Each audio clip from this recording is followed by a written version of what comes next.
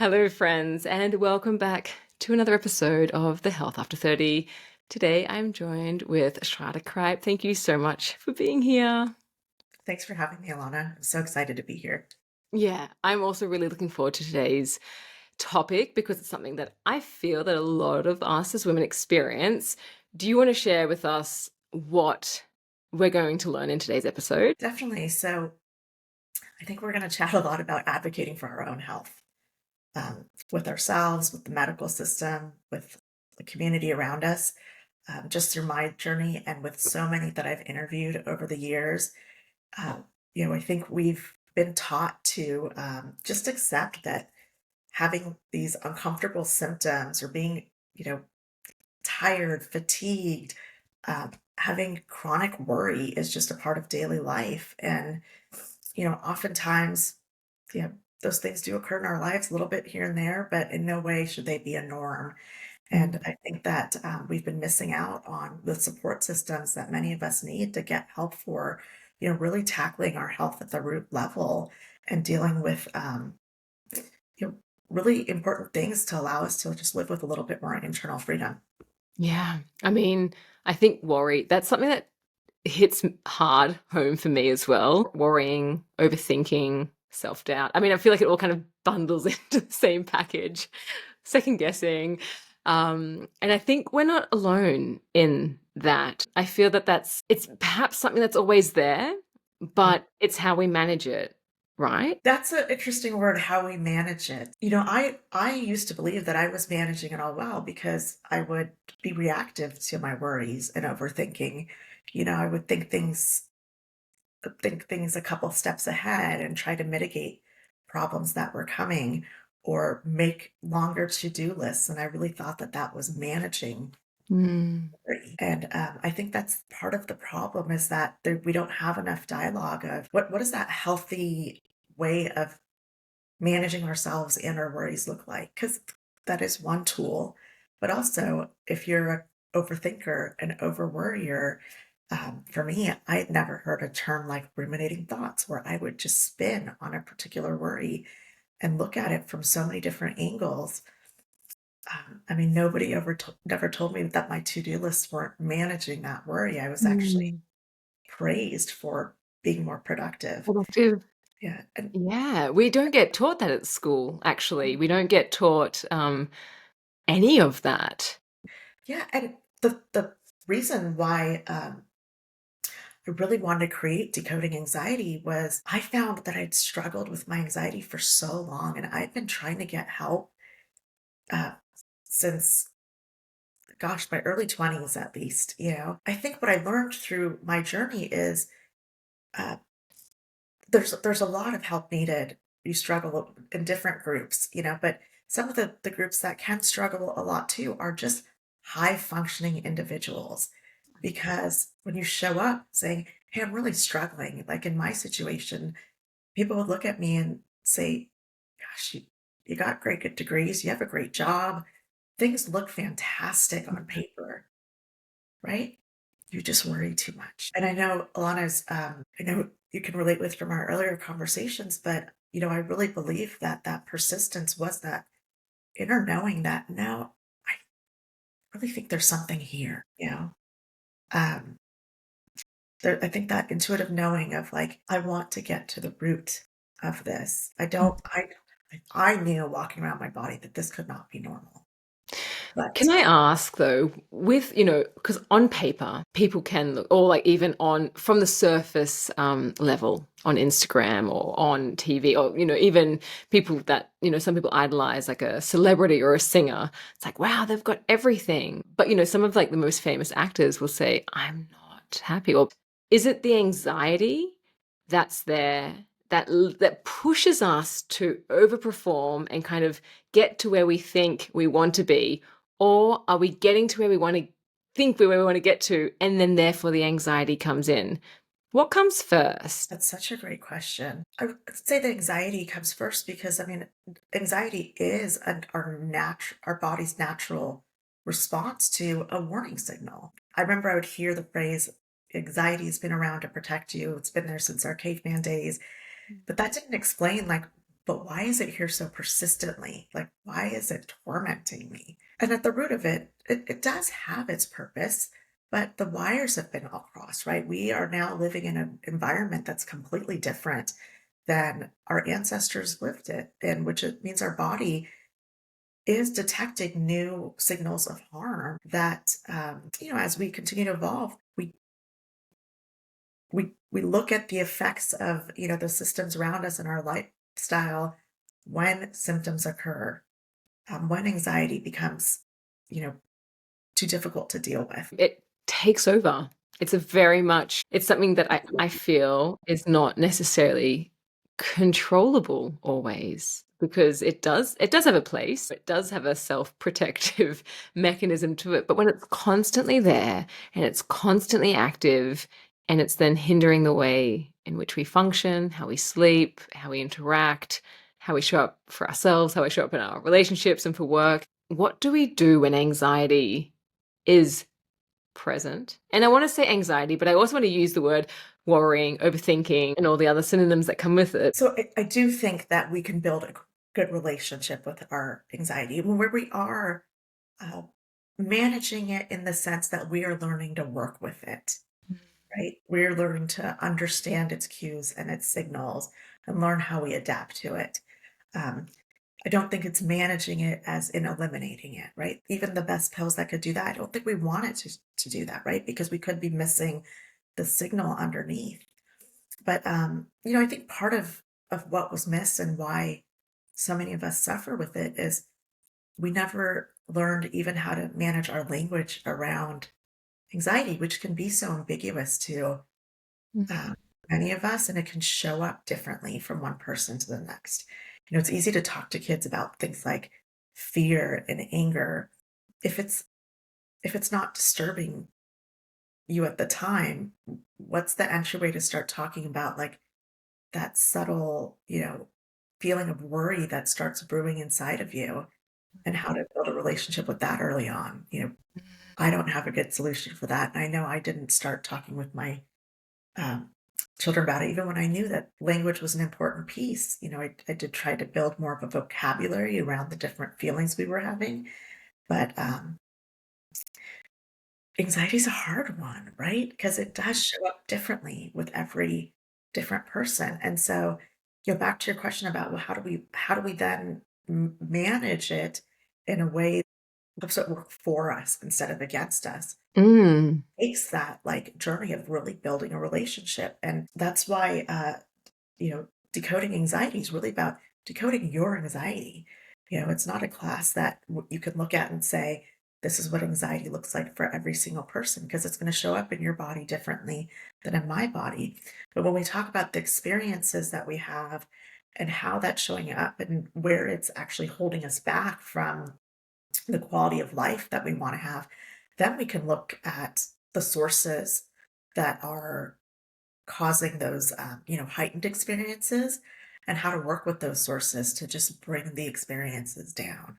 Not just paying attention to that experience flaring back up again, because that's a signal, right? Like, that root cause needs to be evaluated again. I can give you one example, which I just completely normalized my experience until I had an experience. It was about when my son was a year old, where this like surge of anxiety had shown up on a Thursday, and I couldn't connect it. And I'd spent a few years at that point trying to like really connect to my body and being able to be more observant of my experiences. And I couldn't like go through my checklist and think of what's causing this. Like everything that I need to do is taken care of. It. Everything is done. Like I'm on top of things. And something just made me curious about the week ahead and the pattern. And it had been my son's birthday. I had a lot of cake and a lot of sweets. And I just had this question of, I wonder if it's related to all that sugar I ate. And I started experimenting with it. And lo and behold, there was my pattern. I started like I would go into the week clean eating, but Thursday my sugar consumption would start increasing. And on Friday would start increasing, which led to this feeling of dread and worry a few days later, like on Sunday evening, it would show up. So for years, I just normalized it as this is a part of working life. Mm. And when I started cutting that sugar out, my Sundays got easier. And Alana, I kid you not, I still remember the feeling of the first Monday that I woke up and I did not have this sensation of dread and worry. Like nothing had changed in my work life. Mm. Right? And I think that that's one of the ways that you start building a relationship with understanding, what's the signal? Like first you have to start with the sensation. Mm. And a lot of this is mindfulness and meditation and learning to observe that um, experience that you're having and then figure out how to work with the signal it's coming from. But it is ongoing management. I think take that for granted and I start adding a lot of sugar back into my diet, that signal shoots right back up. Mhm. I know that feeling of dread at nighttime. I know the worry waking up, and the first thing I go back to is my diet, and start working with the signal again. It sounds like it's in essence, we need to start tuning in to our body's cries for help, if we could say that. Yeah. So it sounds like that anxiety is, and while it is a natural part of our makeup as a human, there are things that exacerbate it.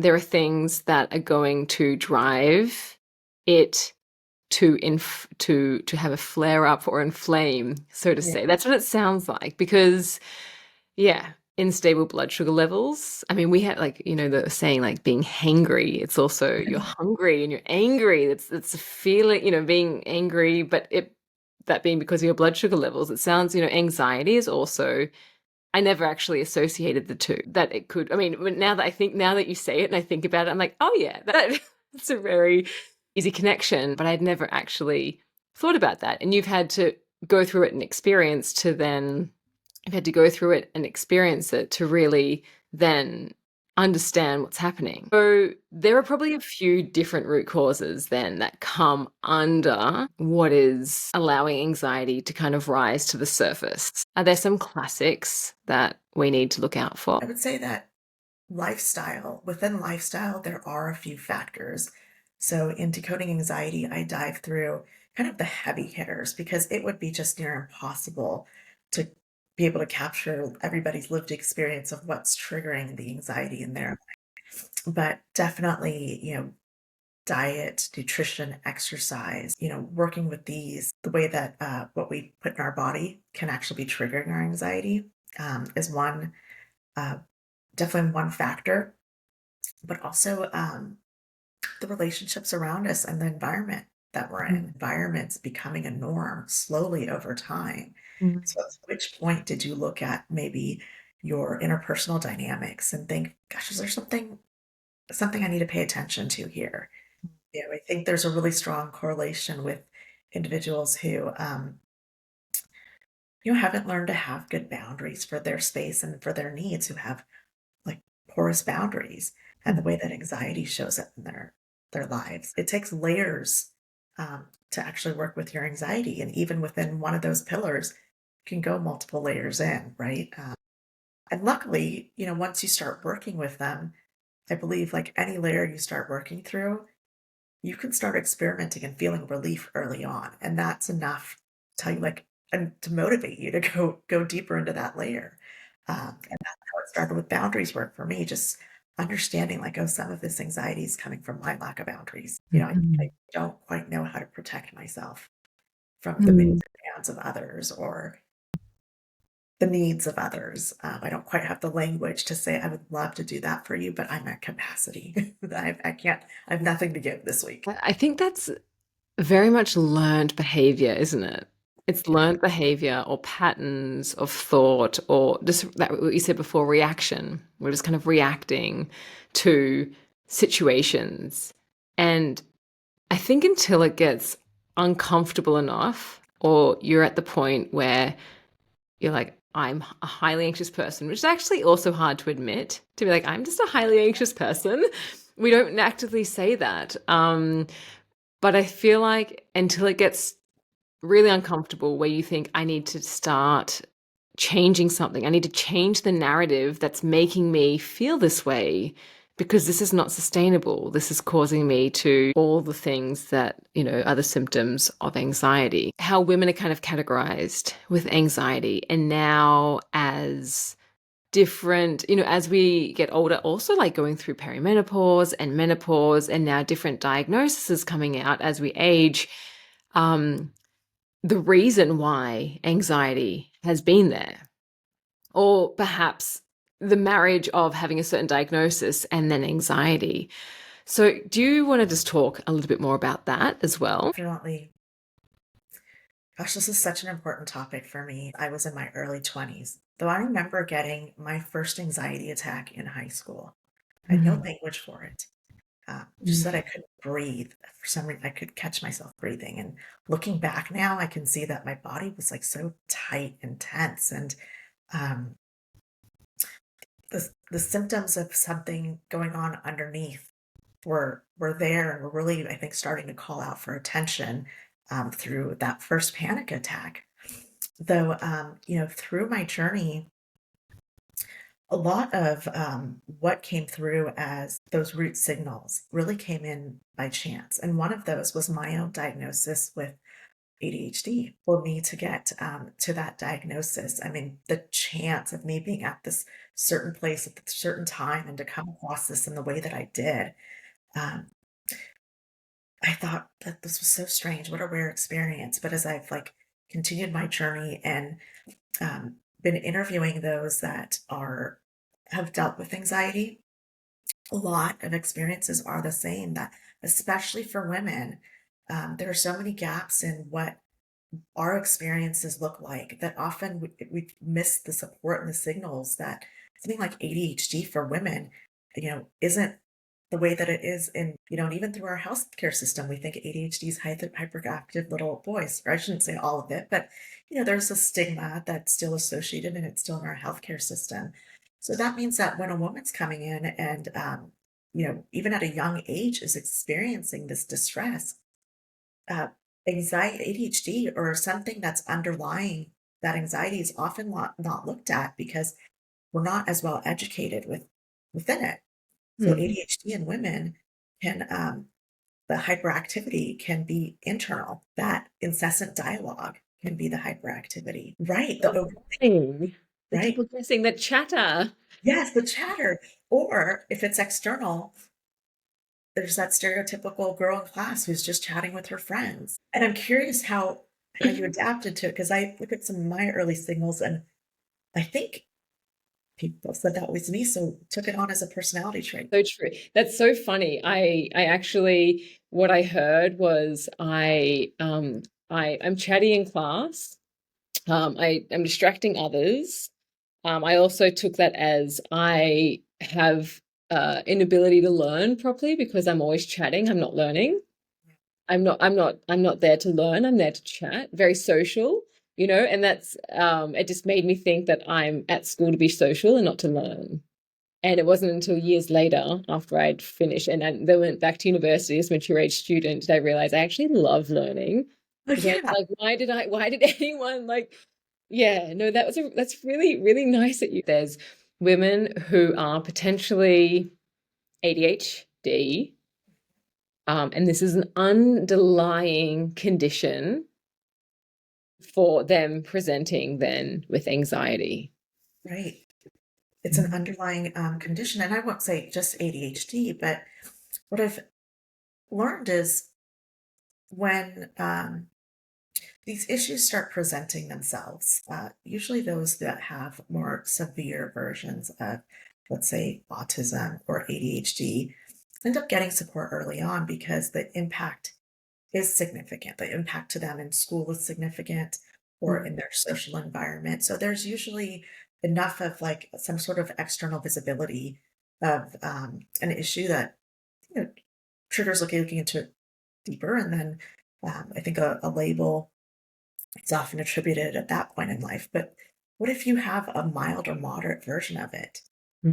That just looks like chattiness in class from the outside, or that looks like disorganization of paperwork. Um, One of the biggest challenges is in our society when we don't know that the way that our brain functions really impacts, how we engage with the world. If we don't understand that there can be variances in that and assume that we're all the same, well, then we start categorizing people, right? Then we say, well, you're talkative. That's your personality. Mhm. You're disorganized. That's just part of your personality.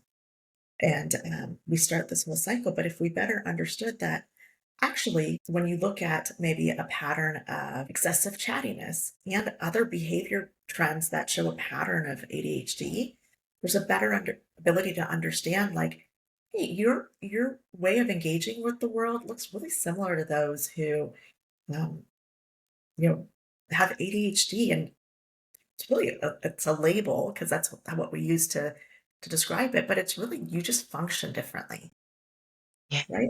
And if you Such can a good figure out like how point. you function best, great, you make that work for you. We can work on your functioning, right? Because this is the way that your school system is built, or your work environment, or, you know, because you're a working mom with kids who have to be at school at a certain time, we can work with that to make it, to bring in support or tools or skill building to make that work for you. So this is why you said at the start, you're like listening like to your body. Like, well, you kind of said, you didn't say that exactly, but you said the importance of like understanding how to work with your body and go like in a holistic way to be able to, look after yourself, you basically said. So I think it's a very inward out approach, instead of because often it's like you have anxiety or ADHD or like let's just diagnose you, and then and then you can kind of go. But if you start to perhaps realize the patterns that are within you, then you understand how you work, and then you can kind of from an inward outward way perhaps navigate the world a little bit better. I Or love what you just said. I just love it because you're right. It's an inward outward experience and how you navigate the world. But how do you identify what might be different inwards? And I think the patterns are external. You can look at the external patterns that that are showing up in how you're engaging with the world. The overthinking, right? The yeah. overthinking. It showed up in conversations. It showed up in the massive to-do lists. It showed up in meetings where I was trying to think through, like, what about this situation? What about this thinking? And I would say that it was the overthinking and the chronic worrying, Mm, right? And not being able to just even simply pause and reflect on, is this really a worry that even needs discussion?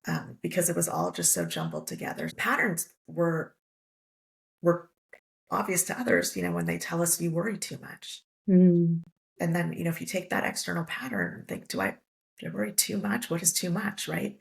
But I think that does give you a dialogue and be like, gosh, my brain is just never quiet. I didn't know that people existed that had silence in their heads.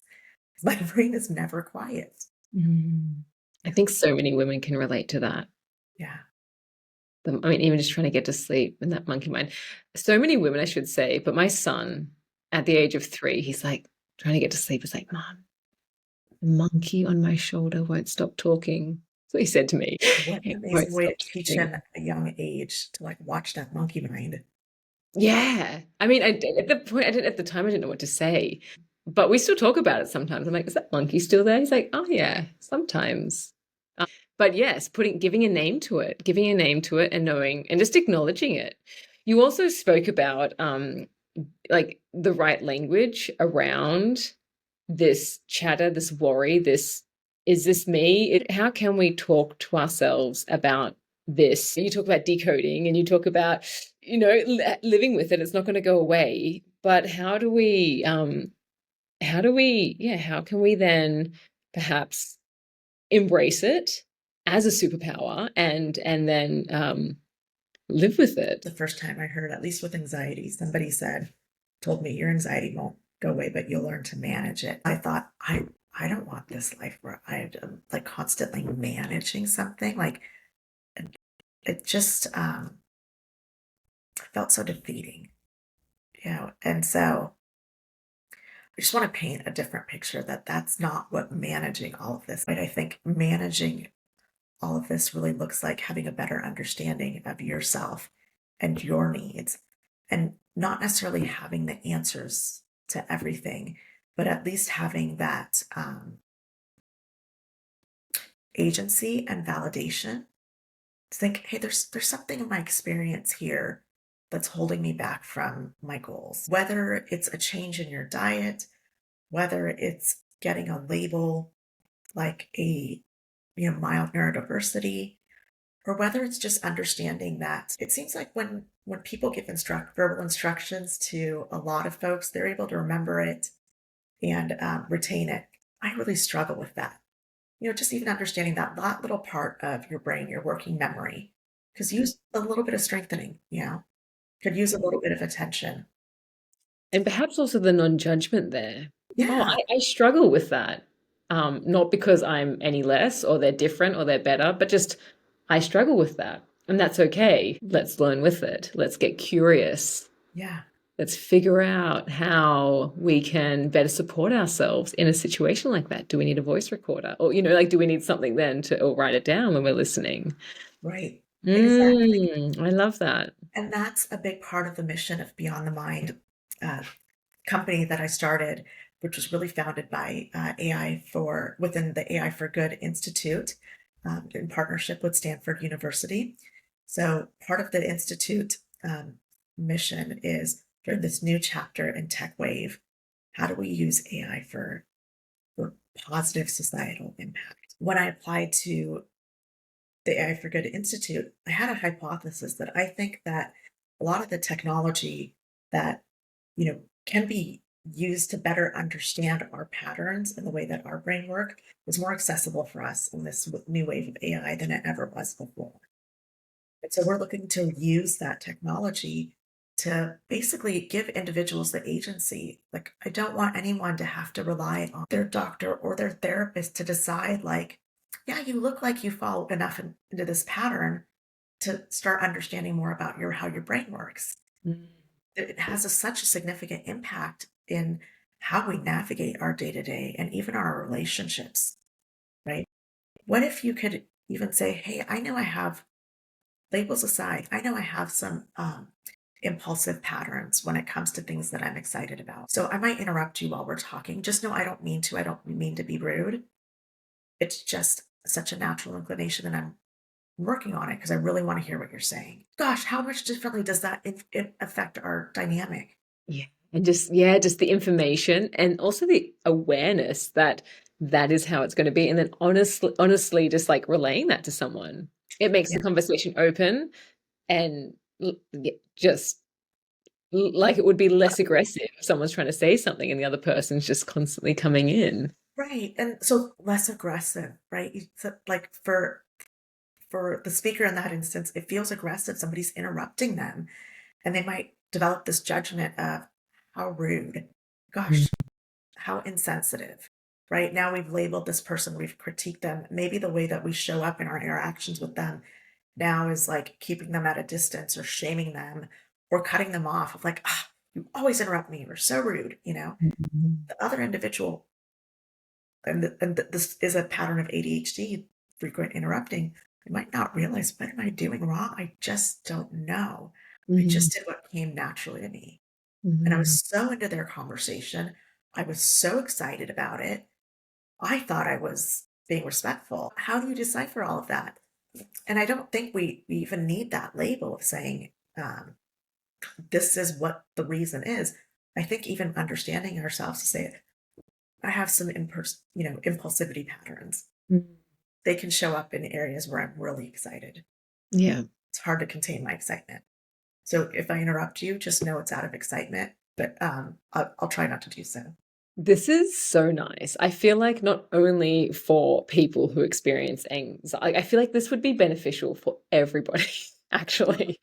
Really. If everyone could have these types of conversations. But first, before you can even do that, one needs to have the self-awareness. One needs to understand themselves and kind of have done that work first. One thing that I'm kind of thinking about as you're relaying this is, you know, life is so broad blanket, and when we have anxiety, and if there is perhaps, ADHD or anything behind it, there are so many triggers in life. And if you don't know where to start, like with the awareness of where it is, Right. it's like, it's working on the self, but it's actually, you have to just kind of take it, like start, it's complete life change is what I'm trying to say.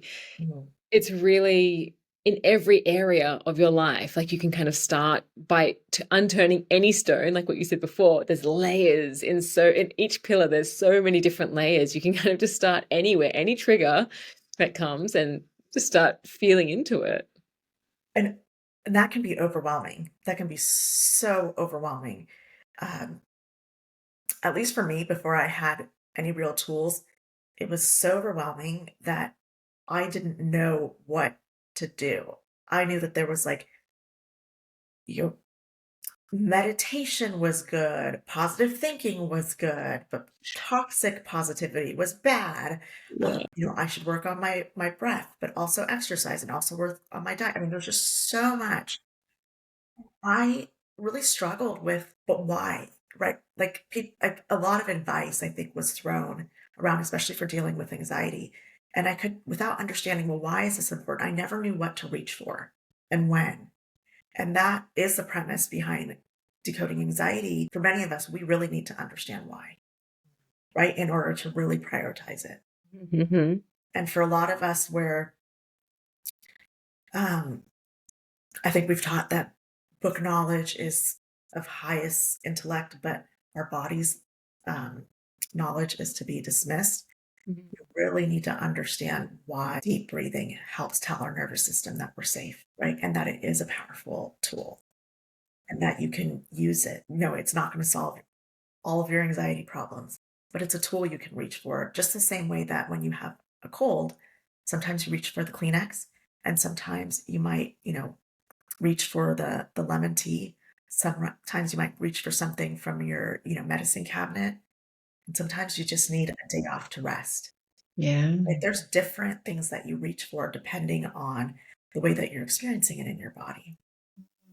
So this part of decoding anxiety, one thing that was really important for me was to take away that overwhelm of, oh my gosh, what do I even start with? And what's most important to me? And what's going to have like the biggest impact in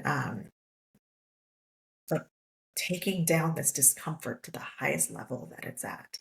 And so there's a lot that we've incorporated in the program that balances education about mind and body with practical exercises. And like you said, it takes self reflection. So, formatting reflective questions in a way that can work for somebody who's still new to Hmm. working with themselves in this way. Because it's a new relationship. Exactly. You can't just jump right in and think, "Hey, body, I haven't asked you for 20 years. Like, what do you need right now?" and expect to get an answer right away, right? It takes time to learn and engage and build that relationship again with yourself. Mm. And also differentiate between what's perhaps like a childhood wound and what's rational, right? Yes, 'Cause I think there's like a big defense mechanism that comes in. It's like, you're fine. What are you doing? Like, we're good, or whatever it is, like, yeah. Some of the old wounds don't want to be touched. And I think anxiety also does like a very good job at kind of keeping you safe from going into those areas of your life too. But they are important. definitely. And I think a lot of that healing, happens in the right within the right support system. So finding Mhm. the right therapist, the right community, finding community around you and determining, which are the friends and family members that I can really relate to in this dialogue, Yeah. and who maybe has a different experience and just can't relate. Like I'm trying to decipher what the next step is with where I'm stuck. Is it a wound? Um, you know, is it a big wound? Is it a small wound? Like how do I navigate that? Right? It does take, I think, some skilled support.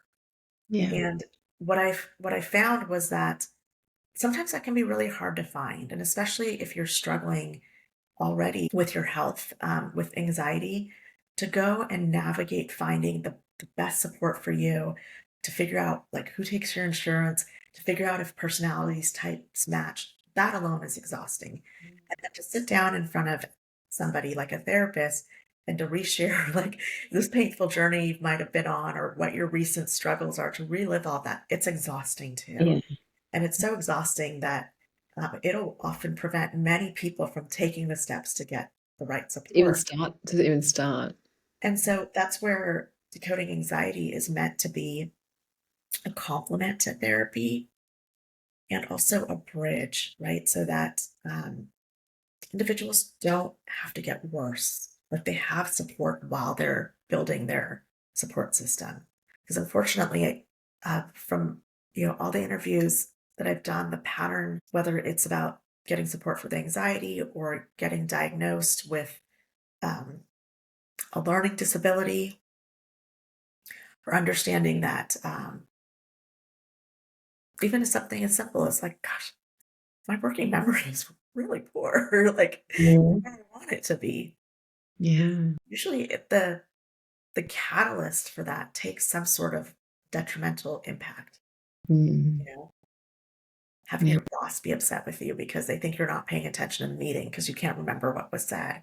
You're like, Yeah. I was there. What happened? It just slipped my brain. And then not allowing that to also, as you said, define who you are, define your self-worth. Right. All of the stories that we tell ourselves, it's almost hindering all of that side of the detrimental effects that we have Yeah. by like honoring and like understanding ourself and Yeah. being confident with that as well, like being okay with how we function in Yeah. this world. Mm. Yeah.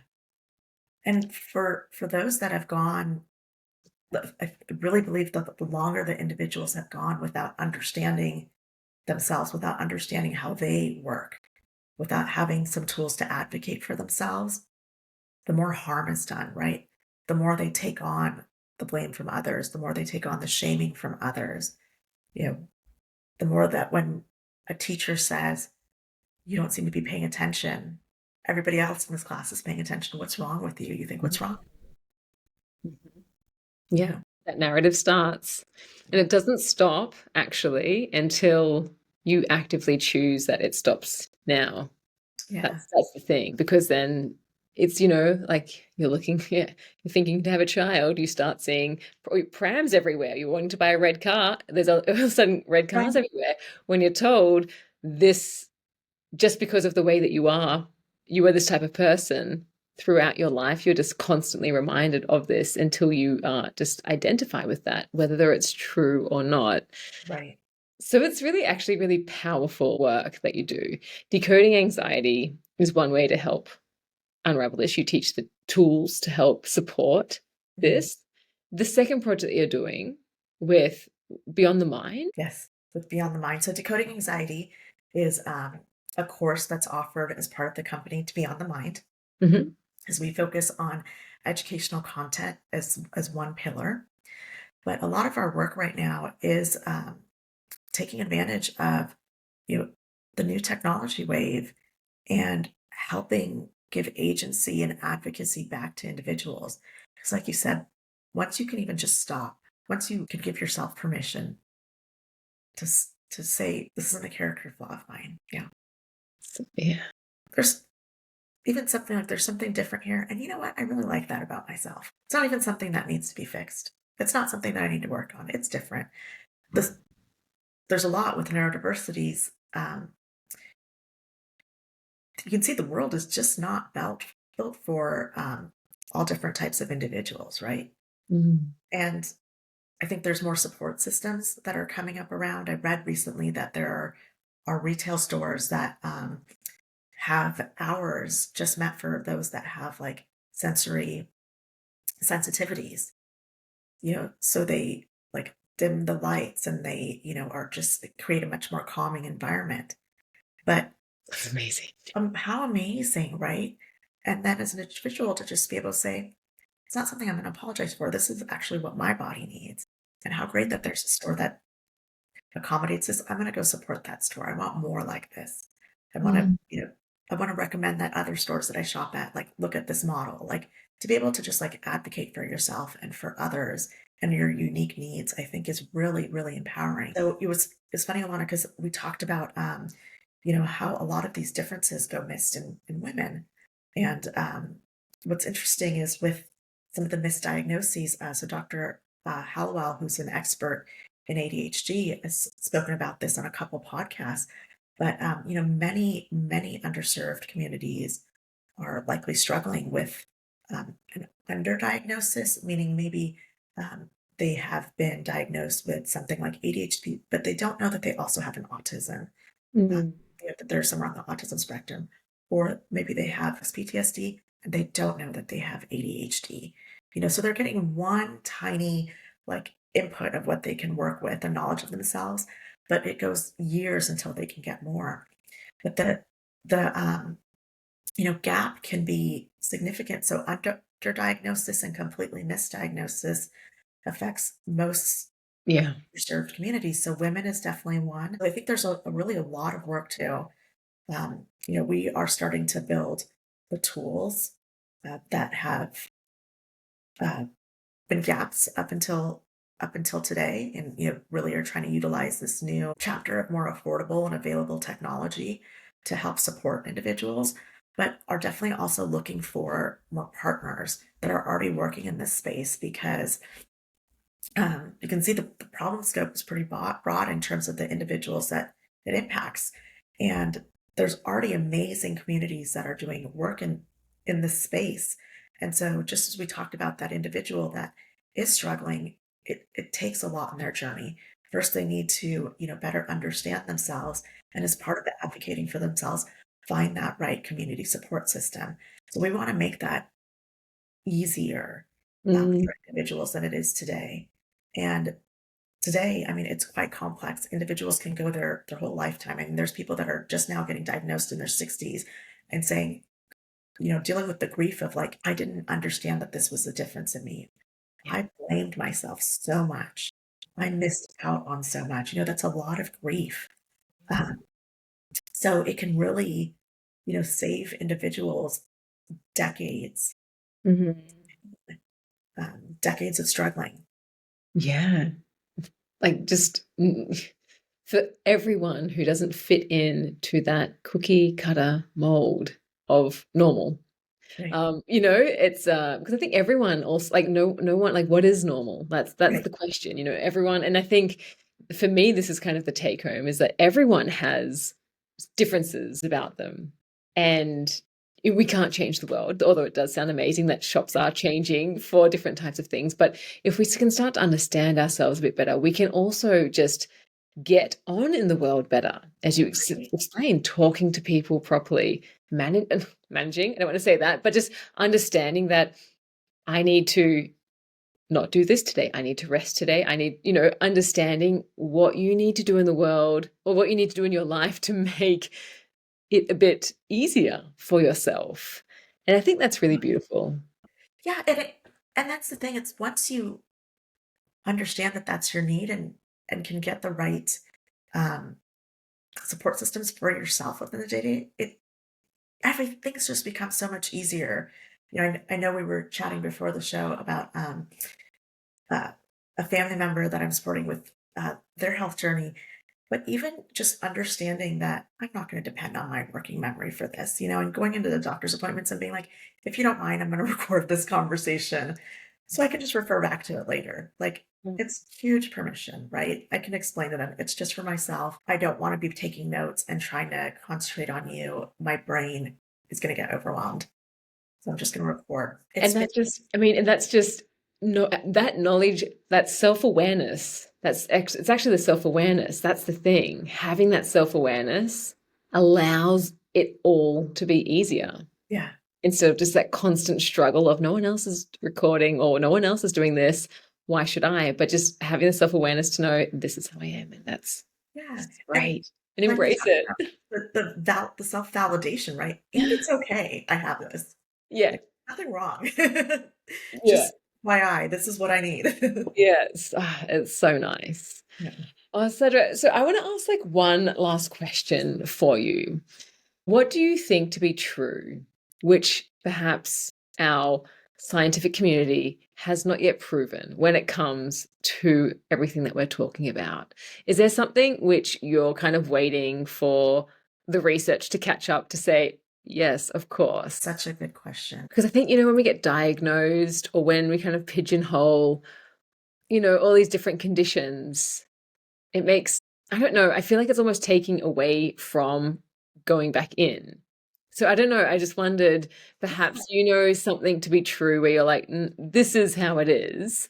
Well, We just don't know it yet, or no one's proved it yet. that's what I've learned from my journey, and I wouldn't say that no one's proved it yet, but I think it's still a battle. I often dismissed my own emotional needs or my own needs for boundaries. I think women, we do that because we're taught to be nice and accommodating and to be likable. There's so much within that I know there's already so much active dialogue. I think it's really difficult when in certain communities to really give the weight to how much like your emotional experience impacts your health, right? It impacts your quality of life. It impacts your career trajectory, Mm-hmm. impacts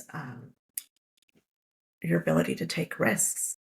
When I founded Beyond the Mind, I got to reflect back on who I was before I started this journey. And I would have listened to all the naysayers, or, what I've learned is often there's others that have their fear and they project that onto you, right? And we all have a different fear tolerance Mm-hmm. as well. So just learning that, gosh, in this particular area, I'm actually not that scared. I'm actually really confident that there's important work to do here, and that we're going to be able to help a lot of people. And I'm confident that the business numbers and everything will work its way because I'm confident that I've built the right communities around the company support and the communities that I've been in and have gotten like so many different perspectives and brains on the table. It I think that that's the beauty of like understanding yourself and your limitations, um, Mm-hmm.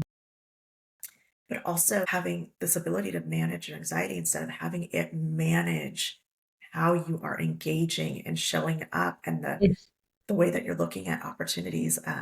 Because when I started out my career, it really my anxiety created this avoidant behavior where it's like I wanted the challenge, but I avoided the challenge. I wanted the challenge, but I avoided the challenge. And I just could not figure out what was wrong with me, like by doing that.